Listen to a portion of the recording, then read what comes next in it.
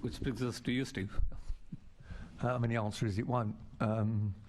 The reality is that to launch an app in London, and Marius and Asher will give you more detail on that, you need probably a base of 3,000 drivers as a minimum in order to provide a decent coverage. And I'm going to be stunned if Uber get 30 drivers, let alone 3,000. As Steve rightly summed up, look, our relationship with the private hire industry has changed massively over the years.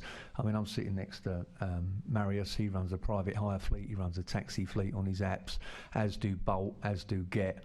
And drivers work quite happy with those platforms. The issue with Uber is there's a long history of it. You don't need me to go into it. They announced this when Bolt were coming into the taxi market. They came and saw everybody in the trade. They told them what they were doing. You know, we had various conversations with them, and they launched. You know, Uber in typical fashion announced it in a fanfare of media launches and balloons and bunting. And you know, and gave it all as a done deal, and it's very much far done. It's not a done deal. We're doing very well at the moment, as I've said to you earlier. We're doing very well on our existing apps. Interestingly, sorry, just now when we were talking about apps and whether they should be licensed or not, there's actually 3 apps in London that don't also run private hire. There's Asher runs Sherbet, there's also one called Unify, and there's one called Taxi App. They have no private hire on them at all, and they're not licensed or regulated by TfL, and neither should they be.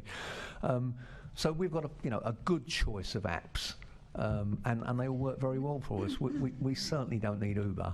And I honestly just can't see it having an impact. I think there's one or two things that are going to happen. They're either not going to launch as they said they were going to launch, and it'll all die a death, or they'll put ghost cabs on their app. So when you open the app, you'll see all these cabs driving around. No, this is how these apps work. You'll see these ghost cabs on the app, and when you try and hail one, you won't get one. And so to answer you, isn't going to happen. TfL. Sorry, I pressed the wrong button. I mean, this is obviously a matter for Uber to comment on, and for individual taxi drivers to decide whether that's something that they want to do or not. It's not really a matter for TfL as the regulator. I mean, I can only congratulate them on another successful PR campaign. I mean, because that's what it is. So yeah, maybe if they recruit 20 drivers, maybe they will cover one small train station.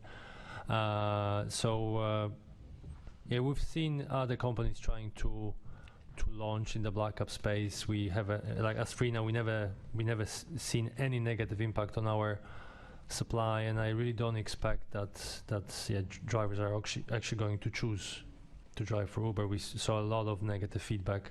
I haven't met a single taxi driver that said something positive about them. So yeah, good luck to Uber.